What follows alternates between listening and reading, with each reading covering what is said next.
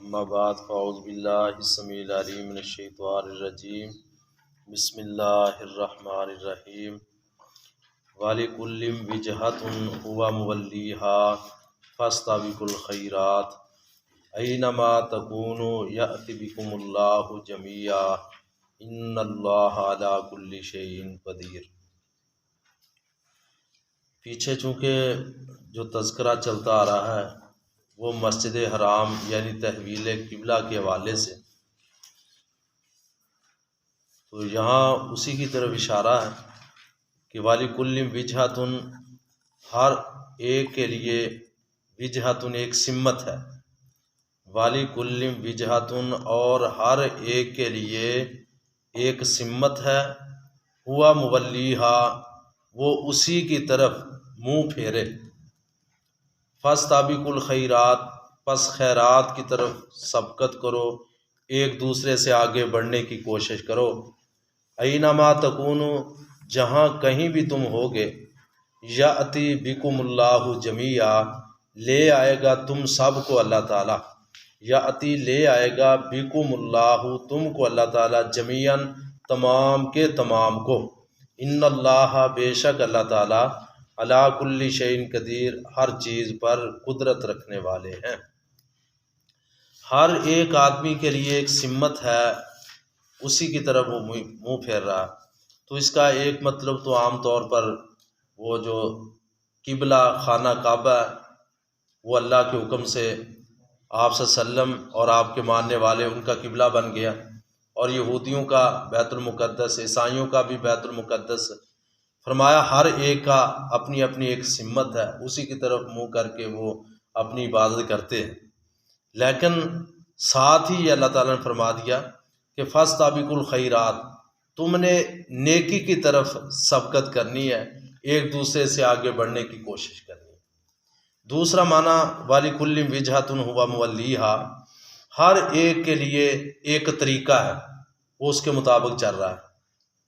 ہر ایک کے لیے ایک طریقہ ہے، منہج ہے ایک، جیسے دوسرے مقام پہ اللہ تعالیٰ نے فرمایا نا وَلِكُلٍّ، ہر ایک کے لیے ہم نے شرعتاً کا لفظ ہے کہ ہر ایک کے لیے ہم نے ایک طریقہ بنا دیا ہے، وہ اپنے طریقے کے مطابق چل رہا ہے۔ اللہ تعالیٰ نے انسان کو پیدا کیا، پیدا کرنے کے بعد اس کو عقل و شعور عطا کیا، پھر اللہ تعالیٰ نے اس کی رہنمائی کے لیے سیدھا راستہ بھی دکھلایا اور گمراہی والا راستہ بھی دکھلایا۔ انا ہدیناہ السبیل اما شاکرا و اما کفورا، فرمایا کہ ہم نے انسان کو دونوں راستے دکھلائے، پابند نہیں کیا۔ یہ کہا ہے کہ اس راستے پہ چلے گا تو تیری کامیابی ہے، دوسرے راستے پہ چلے گا گمراہی والے، تیرے لیے ناکامی ہے، بربادی ہے، تباہی ہے۔ دونوں راستے اللہ تعالیٰ نے دکھلا کر انسان کو اختیار دے دیا۔ اب یہاں کیا فرمایا کہ ہر کوئی اپنی سمت پر اور اپنے طریقے پر چل رہا ہے، لیکن اصل وہی طریقہ ہے جو اللہ تعالیٰ نے نبیوں کے ذریعے لوگوں کو بتلایا، یعنی جو سیدھا راستہ صراط مستقیم ہے۔ کامیاب ہونے والے وہی لوگ ہوں گے جو صراط مستقیم پہ چلنے والے۔ لہٰذا فاستبقوا الخیرات، حکم کیا ہے کہ اے ایمان والو تم نے خیرات کی طرف سبقت کرنی ہے، نیکی کے معاملات میں ایک دوسرے سے آگے بڑھنا ہے، نیکی کے معاملات میں تم نے ایک دوسرے کا مقابلہ کرنا ہے، دنیاوی معاملے میں ہمارا مقابلہ نہیں ہونا چاہیے۔ جیسے کہ آپ صلی اللہ علیہ وسلم کا فرمان ہے لا حسد الا فی اثنتین،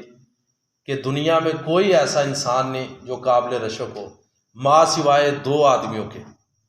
دو آدمی ایسے ہیں خوش نصیب کہ وہ قابل رشک ہے، ان کو دیکھ کر، ان کے اعمال کو دیکھ کر، ان کی خوبیوں کو دیکھ کر انسان رشک کرے کہ کاش کہ اللہ مجھے بھی ایسا بنا دے۔ ایک تو وہ ہے جس کو اللہ تعالیٰ نے رجل آتاہ اللہ القرآن، اللہ نے قرآن کا علم دیا اور وہ اس علم کے مطابق عمل کرتا ہے، قرآن کو سیکھتا ہے اور سکھاتا ہے اور اس کے مطابق زندگی گزارتا ہے۔ فرمایا ایسے قرآن کو جو ماننے والا، محبت کرنے والا، عمل کرنے والا ہے، اس کو دیکھ کر رشک کرنا چاہیے اللہ مجھے بھی ایسا بنا دے۔ قرآن ایک ایسی عظمت والی کتاب ہے، نبی علیہ السلام نے فرمایا کہ من یرید اللہ خیرا یفقہہ فی الدین، اللہ تعالیٰ جس سے بھلائی کا ارادہ کرتے اللہ اس کو دین کی سمجھ عطا کر دیتے۔ سب سے بڑی اللہ تعالیٰ کی نعمت ہم پر تو یہ ہے کہ اللہ نے ہمیں عقیدہ توحید نصیب فرمایا. ہمیں اللہ کا شکریہ ادا کرنا چاہیے کہ اللہ نے ہمیں سچا اور سچا عقیدہ توحید ہمیں اللہ تعالیٰ نے نصیب فرمایا. اور اس سے بڑا پھر احسان اللہ تعالیٰ کا کہ اللہ نے ہمیں اہل حق بنایا، اہل سنت اہل حدیث بنایا. یعنی اللہ تعالیٰ نے ہمیں سچا اور سچا مسلک بھی عطا کیا، امت محمدیہ میں سے پیدا فرما کر پھر وہ ایک ایسا گروہ جس کے بارے میں نبی علیہ السلام نے فرمایا تھا کہ ایک گروہ ایسا ہوگا جو حق پر ہوگا، اور وہ کون سا گروہ؟ مان علیہ و صحابی، جس پر میں ہوں اور میرے صحابہ ہیں. آج دیکھ لو ایک ہی فرقہ بچتا ہے، ایک ہی گروہ ایسا ہے جو قرآن اور حدیث کو ماننے والے ہیں. اپنے آپ کو خوش نصیب سمجھو کہ کتنی ہی کائنات اللہ تعالیٰ نے بنائی ہے. کفار مسلمانوں کے مقابلے میں کفار کو دیکھ لے، کتنے اکثریت ہے ان کی، اور پھر اس کے بعد مسلمانوں میں کتنے گمراہ فرقے ہیں. یعنی کلمہ گو جو مسلمان ہیں ان کے درمیان پھر آگے کتنے فرقے ہیں، اور ان میں سے اللہ تعالیٰ نے ہمیں چنا ہے. اور اس سے بھی بڑی اعزاز والی بات ہے کہ اللہ نے سچا اور سچا مسلک عطا کرنے کے بعد ہمیں دین کے لیے چنا. یہ بھی سعادت اپنے آپ کو آپ کے لیے سعادت سمجھنی چاہیے کہ اللہ نے ہمیں. اب دیکھو اس وقت عام طور پر نوجوان جو ہے کوئی ڈرامے دیکھ رہا ہوتا ہے، کوئی موبائل کے شغل میں لگا ہوتا ہے، لیکن آپ خوش نصیب ہیں جو قرآن کو سیکھنے کے لیے بیٹھے ہوئے. اور سب سے بہترین انسان بھی وہی ہے، خیرکم من تعلم القرآن وعلمہ. فرمایا بہترین انسان وہ ہے جو قرآن کو سیکھتا اور آگے سکھلاتا ہے. اللہ تعالیٰ ہم سب کو استقامت عطا فرمائے. عام طور پر یہ ہوتا ہے کہ 2-4 دن جذبہ ہوتا ہے، لیکن آپ لوگوں میں ماشاءاللہ ہم نے استقامت دیکھی ہے کہ ہمیشہ آپ بہت سارے نوجوان ہیں جو ماشاءاللہ کلاس میں ناغہ نہیں کرتے، مستقل طور پر کلاس لے رہے ہیں. اب یہ فائدہ دنیا کا بھی اور آخرت کا بھی. اس یعنی دین سیکھنے کی وجہ سے بھی اللہ رزق میں فراوانی عطا کرتے ہیں. تو آپ کو اللہ تعالیٰ نے یہ چنا ہے، اپنے آپ میں سعادت سمجھو. فرمایا فاستبقوا الخیرات، ایسا انسان جو قرآن والا ہے، قرآن کو سیکھتا اور آگے سکھلاتا ہے، فرمایا اس کو دیکھ کر رشک کرنا چاہیے کہ اللہ مجھے بھی ایسا بنا دے. اور دوسرا وہ انسان راجل آتاہ اللہ المال، جس کو اللہ تعالیٰ نے مال عطا کیا اور پھر وہ اپنے مال کو اللہ کے راستے میں خرچ کرتا ہے اللہ کی رضا کے لیے. مالدار ہونا کوئی بڑی بات نہیں، بڑے بڑے مالدار لوگ ہوتے ہیں، لیکن سخاوت والا ہونا یہ سب سے بڑی بات ہے. اللہ جس کو سخاوت کی توفیق عطا فرما دے، یہ سب سے بڑی بات ہے. تو خیر فاستبقوا الخیرات، خیرات کی طرف دوڑو. بہت ساری مثالیں صحابہ کرام نے کیسے فاستبقوا الخیرات پہ عمل کیا، آپ لوگ علماء سے خطباء سے سنتے رہتے ہیں. تو خیر اینما تکونوا یأتی بکم اللہ جمیعا، فرمایا جہاں کہیں بھی تم ہوگے لے آئے گا تم کو اللہ تعالیٰ، تمام کو اکٹھا فرما لے گا. پھر ہر انسان نے اپنی زندگی کا اللہ کو حساب دینا، کوئی اللہ سے چھپا نہیں رہے گا. اللہ تعالیٰ کی ذات کے سامنے ہر انسان نے حاضر ہونا ہے اللہ کی بارگاہ میں اور اپنی زندگی کا حساب دینا ہے. اللہ کے یہاں کوئی بھی چیز دنیا کی مخفی نہیں ہے. ان اللہ، بے شک اللہ تعالیٰ، علی کل شیء قدیر، ہر چیز پر قادر ہے. یعنی ہم سب کو محشر کے میدان میں اکٹھا کرنے پر قادر ہے، حساب لینے پر قادر ہے. اب ایک استاد ہے، سکول میں بچے زیادہ ہوں، اب ان کی حاضری لگانی مشکل ہو جاتی ہے، فلاں بچہ نہیں ہے فلاں نہیں. لیکن اللہ کی ذات وہ عرفہ اور اعلیٰ ذات ہے، وہ خالق اور مالک ہے، زبردست وہ ذات ہے، وہ تمام کی حاضری لگانے پر اللہ تعالیٰ قادر ہے. ہر ایک کی حاضری لگے گی، ہر ایک سے حساب ہوگا، اللہ اپنی قدرت کے مطابق حساب لے. ان اللہ علی کل شیء قدیر، بے شک اللہ تعالیٰ ہر چیز پر قدرت رکھنے والے. ومن حیث خرجت فولی وجہک شطر المسجد الحرام، آپ جہاں کہیں بھی ہو، جہاں سے بھی خرجت آپ نکلے، فولی پس پھیریے، وجہ کا اپنے چہرے کو، شطر المسجد الحرام مسجد حرام کی طرف، وَإِنَّهُ اور بے شک یہی بات، للحق والبتہ حق ہے، من ربی کا تیرے رب کی طرف سے، وَمَا اللَّهُ اور نہیں اللہ تعالیٰ، بغافل بے خبر، اما تعملون جو تم عمل کر رہے. بارہا مرتبہ تحویل قبلہ کا ذکر آ رہا ہے اور خانہ کعبہ کی طرف منہ پھیرنے کا ذکر آ رہا ہے. اب ایک مرتبہ بھی اللہ تعالیٰ کہہ دیتے تو یہ کافی تھا، 12 مرتبہ کیوں کہا جا رہا ہے؟ شریعت محمدیہ میں سب سے پہلا جو نسخ ہوا تھا نا، پیچھے آپ نے پڑھا مان ننسخ من آیت، اللہ نے فرمایا کہ نہیں ہم منسوخ کرتے کسی آیت کو یا کسی حکم کو اور اس کے مقابلے میں ہم اور لے آتے ہیں۔ تو پہلا نسخ شریعت محمدیہ میں یہی ہوا تھا کہ اللہ تعالیٰ نے حکم دیا کہ بیت المقدس کی بجائے بیت اللہ کی طرف منہ کر کے نماز پڑھنا شروع کر، اور جو پہلے حکم تھا وہ حکم منسوخ ہو گیا بیت المقدس والا، بعد والا حکم جو آیا کہ بیت اللہ کی طرف منہ کر کے نماز، وہ ناسخ بن گیا، پہلا یہ نسخ تھا۔ تو لہٰذا جو مخالفین تھے یہود و نصارہ، ان کے ذہنوں میں بات بٹھانا اور ان کے اعتراضات کو دور کرنے کے لیے اللہ تعالیٰ نے 3 سے 4 مرتبہ یہ تحویل قبلہ کا ذکر فرمایا، بار بار تاکید کے ساتھ، ان کے اعتراضات کو دور کرنے کے لیے، اور جو ماننے والے تھے خانہ کعبہ کو ان کے ذہنوں میں راسخ کرنے کے لیے اس بات کو کہ یہ اللہ کا حکم ہے، تو تاکیداً اللہ تعالیٰ نے بارہا مرتبہ تحویل قبلہ کا اور قبلہ کی طرف منہ کرنے کا ذکر فرمایا، تاکہ کسی کے ذہن میں کوئی شک و شبہ نہ رہ جائے۔ وَمِنْ حَيْثُ خَرَجْتَ فَوَلِّ وَجْهَكَ شَطْرَ الْمَسْجِدِ الْحَرَامِ، اور جہاں کہیں سے بھی آپ نکلے پس پھیریے اپنا چہرہ شطر المسجد الحرام، مسجد حرام کی طرف، وَحَيْثُ مَا كُنْتُمْ، اور جہاں کہیں بھی ہو تم، فَوَلُّوا وُجُوهَكُمْ، پھیرو تم اپنے چہروں کو شطرہ، اسی یعنی بیت اللہ کی طرف، اسی مسجد حرام کی طرف، وہ ضمیر سے مراد اسی مسجد حرام کی طرف، لِأَلَّا، تاکہ نہ یکون رہ جائے للناسی لوگوں کے لیے، علیکم تمہارے خلاف، حجتاً کوئی حجت۔ اب حجت کا کیا مطلب ہے کہ اللہ تعالیٰ کو حکم آ گیا کہ خانہ کعبہ کی طرف منہ کر کے نماز پڑھو، اور اس سے پہلے بیت المقدس کی طرف منہ کر کے نماز پڑھتے تھے۔ اب جو یہودی تھے انہوں نے تورات میں پڑھا ہوا تھا کہ آخری جو امت ہوگی ان کا قبلہ جو ہے وہ خانہ کعبہ یعنی بیت اللہ ہوگا، ان کا خانہ کعبہ بیت اللہ ہوگا، مسجد حرام ہوگی، یہ انہوں نے تورات میں پڑھا ہوا تھا۔ اللہ تعالیٰ نے تحویل قبلہ کا حکم دینے کے بعد یہ مزید تاکید فرما دی کہ کہیں تمہارے خلاف وہ یہودی حجت قائم نہ کر سکے۔ ان کو پہلے ہی تورات میں ہم نے بتلا دیا کہ یہ جو آخری امت ہوگی ان کا اصل قبلہ جو ہوگا وہ بیت اللہ ہوگا، تورات میں اللہ نے پہلے بتلایا تھا۔ تو اسی کی طرف اشارہ ہے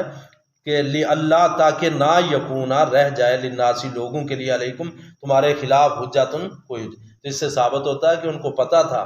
کہ بیت اللہ ان کا اصل خانہ کعبہ ہے اور اللہ کے حکم سے سب کچھ، یہ صرف حسد، بغض اور عناد کی بنا پر انہوں نے یہ مخالفت کی تھی اور طرح طرح کی باتیں کی تھی۔ الا الذین ظلموا منہم، مگر وہ لوگ جنہوں نے ظلم کیا ان میں سے، یعنی ظلم سے مراد حسد کرتے ہوئے، یہودی مراد ہے بالخصوص، حسد کرتے ہوئے وہ ضرور بضرور کہیں گے، اس طرح کے اعتراضات کریں گے، فلا تخشوا، لہٰذا آپ نہ ڈریے ان سے، پس نہ تم ڈرو ان سے، ان کی باتوں سے، وخشونی، اللہ کہتے پس مجھ سے ہی ڈرو اور ڈرو مجھ سے ہی، والی اتم نعمتی، تاکہ میں پورا کر دوں اپنی نعمت کو، علیکم تم پر، اے پیغمبر جو رسالت اور نبوت والی نعمت ہے، میں آپ کو پورا پورا دین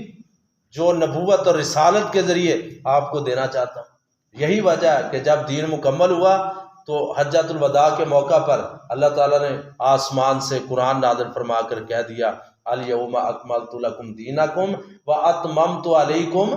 نعمتی، یہ ہے نعمت، فرمایا تاکہ میں تم پر تمہاری اپنی نعمت کو پورا کر دوں، اور پورا کر دیا۔ حجۃ الوداع کے موقع پر اعلان بھی اللہ نے خود فرما دیا کہ الیوم اکملت لکم دینکم واتممت علیکم نعمتی، آج کے دن میں تمہارے لیے تمہارے دین کو مکمل کر دیا اور تمہاری نعمت یا نبوت اور رسالت کا جو سلسلہ تھا وہ بھی میں نے مکمل کر دیا۔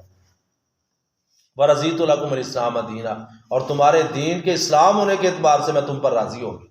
اللہ تعالیٰ نے خود رضاعت کا سرٹیفکیٹ جاری کر دیا، فرمایا تاکہ میں پورا کر دوں تم پر اپنی نعمت کو، وَلَعَلَّكُمْ، اور تاکہ تم تہتدون، ہدایت پانے والے بن جاؤ، کما ارسلنا، جس طرح ہم نے بھیجا، فیکم تم میں رسول منکم، تم ہی میں سے، یتلو علیکم، وہ پڑھتے تھے تم پر، آیاتنا ہماری آیتیں، وَیُزَکِّیکُم،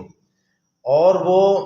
پڑھتا ہے تم پر ہماری آیتیں اور پاک کرتا ہے تمہیں، وَيُعَلِّمُكُمُ الْكِتَابَ، اور تاکہ وہ سکھلائے تم کو کتاب، وَالْحِکْمَةَ، اور حکمت، حکمت سے مراد حدیث ہے، کتاب سے مراد قرآن ہے، والحکمت، حکمت سے مراد حدیث، فرامین، آپ صلی اللہ علیہ وسلم کا قول، آپ کا فعل، آپ کا عمل، وَيُعَلِّمَكُمْ، اور تاکہ وہ سکھلائے تم کو ما لم تکونوا تعلم، جو نہیں تھے تم جانتے۔ آپ کی نبوت سے پہلے جاہلیت تھی اور لوگوں کو پتہ ہی نہیں تھا کیسے روزمرہ کے معاملات کیسے ہوتے ہیں، تاکہ تم سکھلاؤ ان کو جو نہیں تھے تم جانتے۔ فاذکرونی، پس یاد کرو مجھے، اذکرکم، میں تمہیں یاد رکھوں گا۔ نبی علیہ الصلوۃ والسلام نے فرمایا نا کہ جب زمین پہ اللہ تعالیٰ کا کوئی آدمی لوگوں میں بیٹھ کر اللہ کا ذکر کرتا ہے تو اللہ تعالیٰ اپنے فرشتوں میں بیٹھ کر اس بندے کا ذکر کرتے ہیں، اور اللہ تعالیٰ اپنے فرشتوں کو گواہ بنا کر کہتے ہیں۔ جب فرشتے نیک محفل، جیسے یہ قرآن حدیث پڑھنے کی مجلس لگی ہوئی ہے، فرشتے موجود ہیں، ہمارا ایمان ہے۔ نبی علیہ السلام کی حدیث کے یہاں قرآن پڑھایا جاتا وہاں اللہ کے فرشتے بھی حاضر ہوتے ہیں، اور آپ اندازہ نہیں لگاتے، مسجد سے باہر جائیں ہمارے ایمان کی کیفیت کچھ اور ہوتی ہے، یہاں جب ہم قرآن پڑھتے ہیں اس وقت ایمان کی مٹھاس اور ہمارا لہجہ، ہماری بات گفتگو، اس میں کچھ شیرینی اور مٹھاس کچھ اور ہوتی ہے۔ وجہ کیا ہے کہ اللہ کی رحمتیں برس رہی ہوتی، اللہ کی رحمتیں برس رہی ہوتی۔ تو جب یہ فرشتے نیک محفل سے اٹھ کر جاتے ہیں نا اللہ تعالیٰ کے پاس، تو اللہ پوچھتے ہیں ہاں جی کیسی حالت میں میرے بندو کو دیکھا؟ فرشتے پھر سارا کوئی دس دے، فلاں بندہ فلاں کم، فلاں جڑا دکان چلا رہا ہے، فلاں پانی لا رہا سی۔ اچھا پھر وہ سارا دس ایک بندہ، ایک ایسا بھی ذکر ہوں بندے دا کہ اپنے کام جا رہا جی، وہ مجلس سے بیٹھ گیا، پانی بنن جا رہا سی، انہیں ویکھیا بھی قرآن پڑھا، قرآن سن لگ پیا۔ اللہ تعالیٰ کہتے ہیں اچھا چلو میرے نیک محفل میں میرے بندو میں بیٹھ تو گیا نا، میرا ذکر سننے کے لیے بیٹھ گیا، اللہ کہتے ہیں میں نے اس کے بھی گناہ معاف کر دیے۔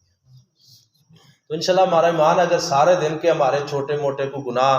ہم سے اگر ہو جاتے ہیں تو یہ ایک نیک محفل مجلس کی وجہ سے انشاءاللہ ضرور اللہ معاف کرتے ہیں۔ تو فرمایا کہ فاذکرونی اذکرکم، تم میرا ذکر کرو میں تمہارا ذکر کروں گا، یعنی اللہ اپنے فرشتوں میں ہمارا، یعنی ان لوگوں کا ذکر کرتے ہیں جو لوگ اللہ کا ذکر کرتے ہیں زمین پر بیٹھ کر۔ واشکرونی، میرا شکریہ ادا کرتے رہو، ولا تکفرونی، میری ناشکری نہیں کرتے۔ سبحان